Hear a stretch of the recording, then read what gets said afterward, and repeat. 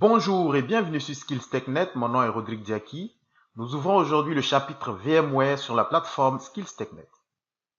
C'est un thème assez important que beaucoup d'entre vous ont appelé de tous leurs vœux et nous sommes très contents d'aborder ce thème vu la place de leader du marché qu'occupe VMware dans le monde de la virtualisation et du cloud computing.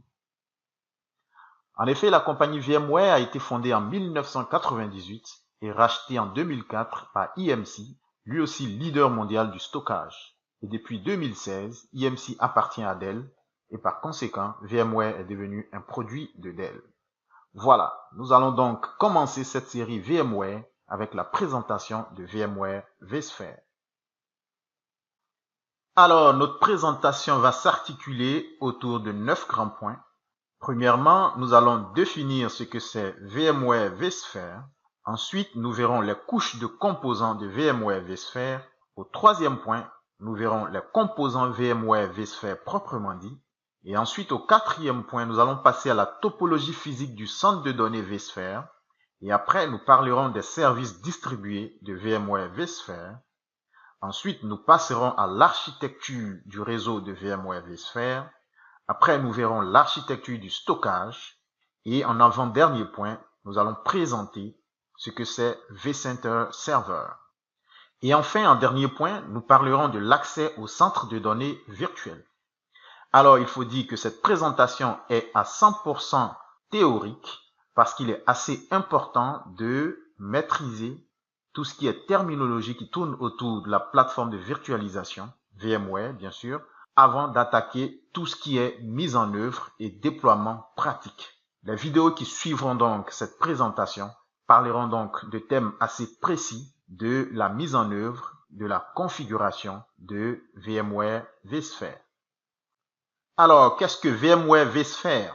VMware vSphere est un logiciel d'infrastructure de cloud computing de l'éditeur VMware. C'est un hyperviseur de type 1, appelé aussi bare métal, c'est-à-dire que c'est un système d'exploitation à part entière qui s'installe directement sur le serveur physique afin d'héberger les machines virtuelles. Il n'y a donc pas de système d'exploitation intermédiaire entre le serveur physique et VMware. VMware vSphere en lui-même est un système d'exploitation qu'on installe donc directement sur le matériel physique. C'est pourquoi on l'appelle hyperviseur bare métal. La première version de VMware vSphere est sortie le 21 mai 2009 et comprend 3 éditions payantes. L'édition standard, l'édition entreprise et l'édition entreprise plus. Sa version gratuite s'appelle VMware vSphere Hypervisor et sa licence ne permet pas d'utiliser la fonctionnalité d'hyperviseur de vSphere.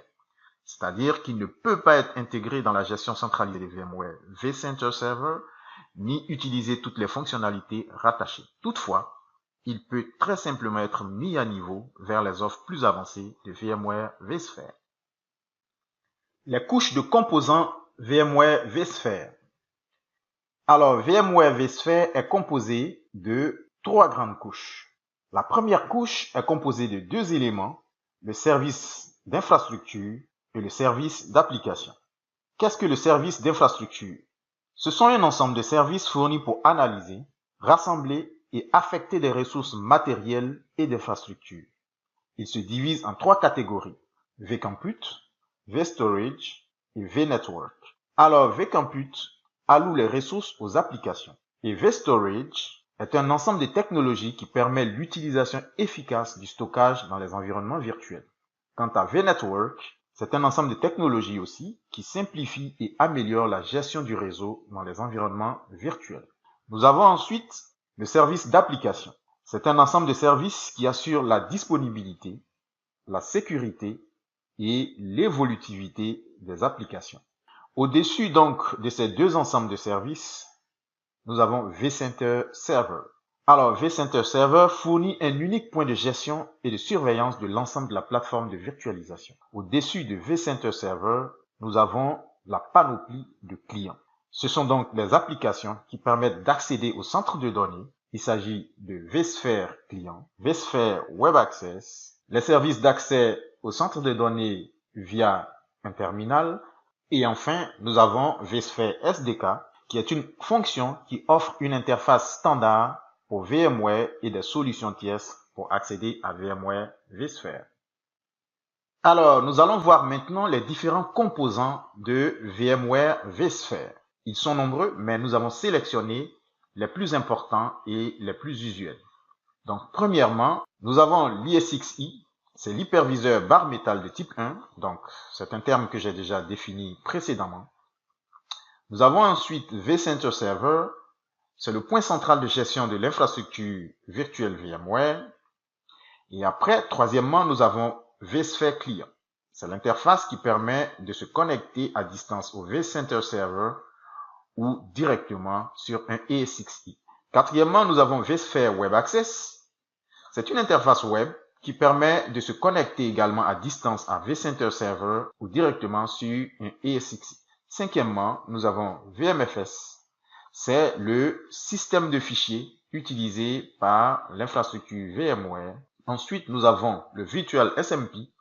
C'est la fonction qui permet à une machine virtuelle d'utiliser simultanément des processeurs physiques multiples. Ensuite arrive vMotion. C'est la fonction qui permet de migrer une machine virtuelle d'un hôte vers un autre sans interruption de service. Nous avons Storage vMotion. C'est la fonction qui permet de migrer des disques virtuels de machines virtuelles sans les arrêter et également sans interruption de service. Nous avons ensuite la haute disponibilité. C'est la fonction qui permet de déplacer les machines virtuelles d'un hôte en panne, bien sûr, vers un autre hôte sans interruption des services. Nous avons DRS. C'est la fonction qui permet l'équilibrage de charge des hôtes par le déplacement dynamique des machines virtuelles grâce à vMotion. Nous avons Fault Tolerance. C'est cette fonction qui, lorsqu'elle est activée pour une machine virtuelle, crée une copie de cette machine virtuelle. Ainsi, si la VM primaire devient indisponible, la seconde machine virtuelle prend le relais pour assurer la continuité de service. Et enfin, nous avons le vNetwork. C'est donc un switch virtuel qui connecte les machines virtuelles au réseau avec la capacité de s'étendre sur plusieurs hôtes. Lorsqu'il s'étend, on parle de VDS, donc Virtual Distributed Switch. Ensuite, 13e, nous avons le DPM, Distributed Power Management. C'est la fonction qui permet d'arrêter automatiquement les hôtes dont les machines virtuelles ne sont pas utilisées après les avoir migrées, bien sûr, sur un autre hôte. C'est donc une fonction d'économie d'énergie. Nous avons également le Fin Provisioning. C'est la fonction qui permet d'allouer dynamiquement de l'espace disque à une machine virtuelle. Nous avons également le Storage Input Output Control. C'est l'outil de contrôle de la bande passante des accès disques. Et enfin, en dernier point, nous avons le Network Input Output Control. C'est l'outil de contrôle de la bande passante du réseau. Voici donc les composants les plus importants de l'infrastructure VMware vSphere.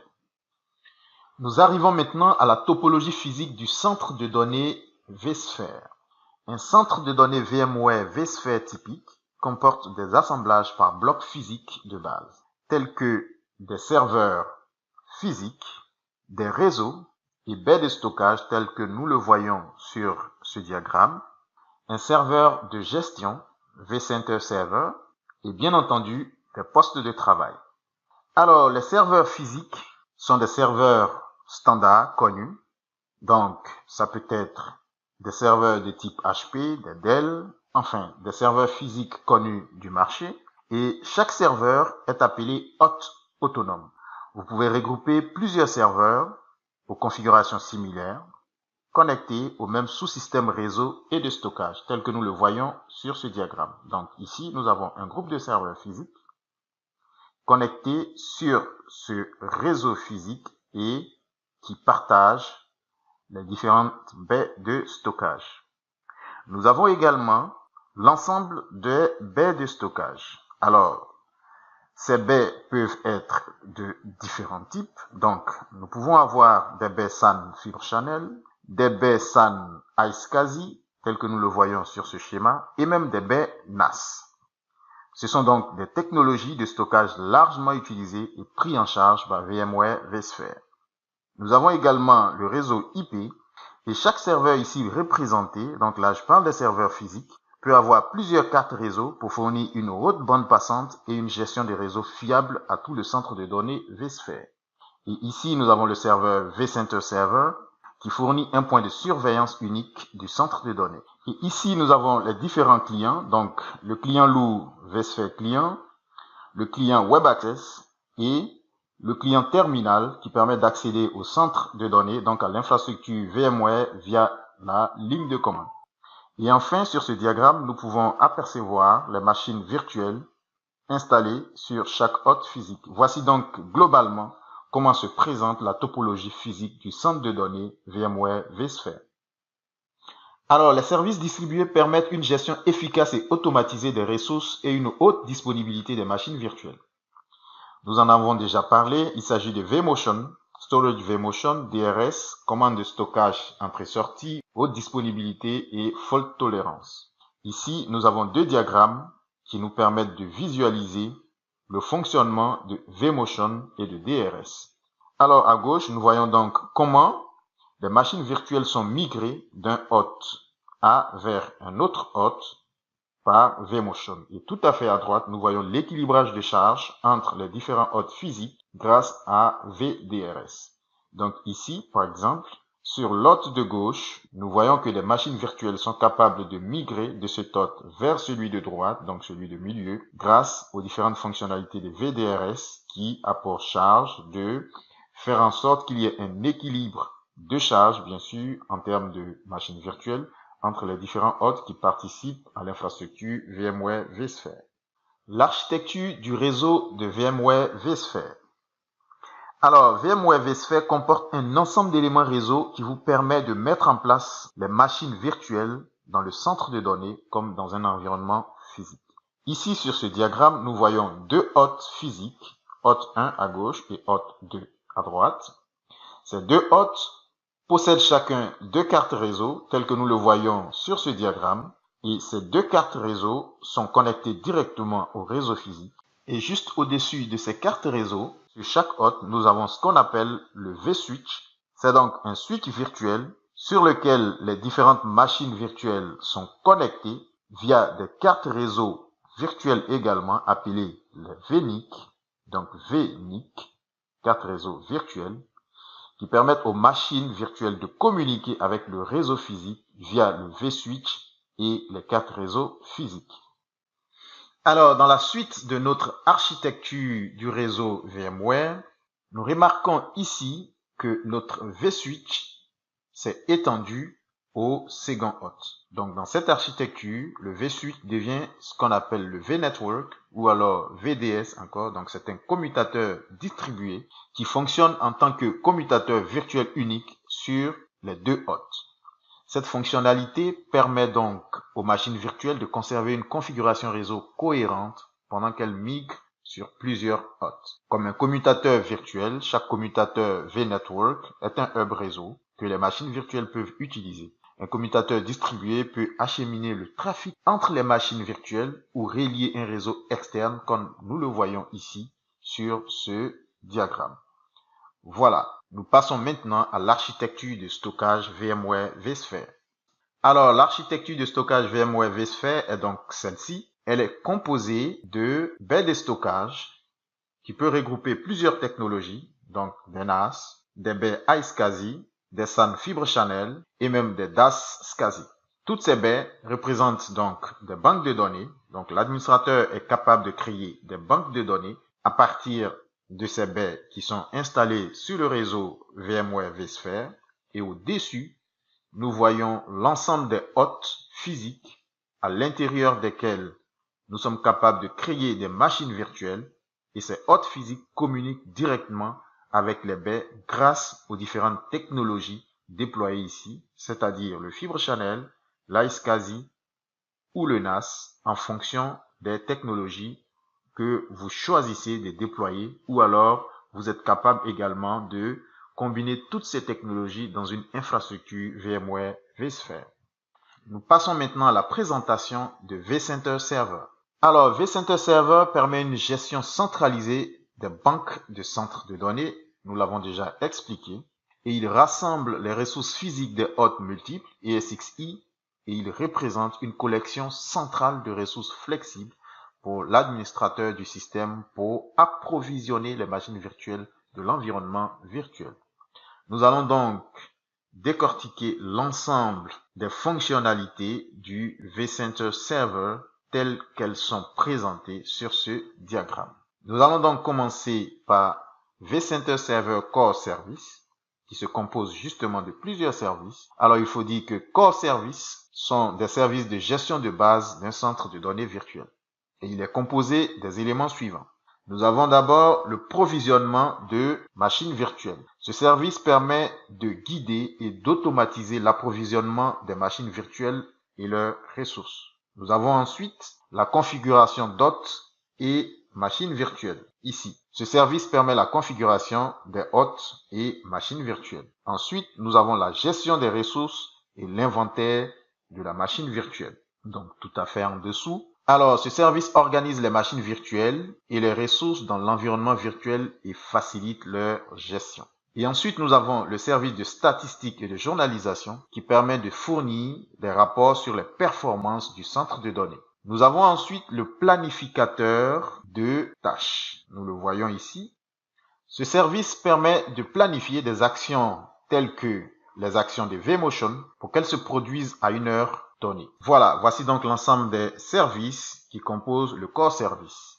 Nous avons ensuite les interfaces du vCenter Server. Donc les interfaces, nous les voyons ici. Il s'agit des interfaces de base de données, la gestion des serveurs ESXi et les vSphere API. Alors la gestion des serveurs ESXi interface donc avec l'agent vCenter Server pour gérer chaque serveur physique dans le centre de données. Les vSphere API, quant à eux, permettent d'interfacer des solutions tierces qui voudraient accéder au centre de données vSphere. Nous avons ensuite les interfaces de base de données qui permettent donc au centre de données de se connecter aux bases de données telles que Microsoft SQL Server, Oracle ou alors IBM DB2.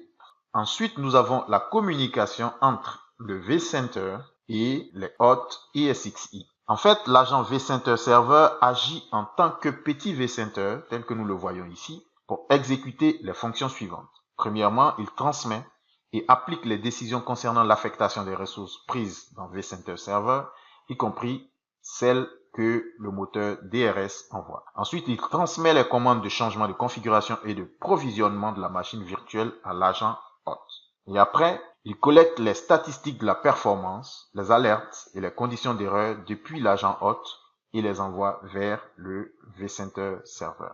Voilà, voici donc très brièvement décrite le fonctionnement du vCenter Server.